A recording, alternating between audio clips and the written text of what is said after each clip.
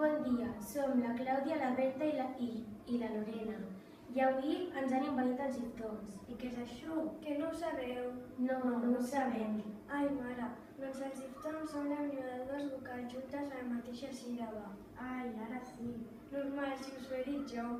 Hi ha dos tipus de diftons. Els creixents i decreixents. Berta, quins són els diftons creixents? Jo no ho sé, tu saps, Lorena? Sí, és clar. Hi ha 13 tipus, però jo ara us diré 4 tipus. I la meva companya Clàudia us dirà els que queden. A començament de mot, ja, lle, jo, llu. Entre vocals, reia. Quan trobem la G o la Q, més una U més una vocal. Gua, gua, ue, cue, ui, cui, uo, uo. Berta, quins són els diftons creixents? Els diftons decreixents són ai, ei, oi, ui, au, eu, iu, ou i u. Molt bé.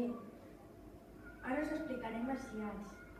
Els iats són dues vocals que es troben a la mateixa síl·laba i es separen. Lorena, que em pots dir un exemple? Sí, església.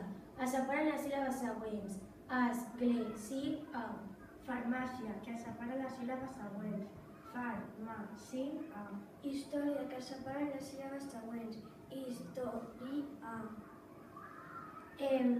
Berta, què ens pots dir l'altra classe de diftong? Si la O porta accent, forma un llat. Camió, camió.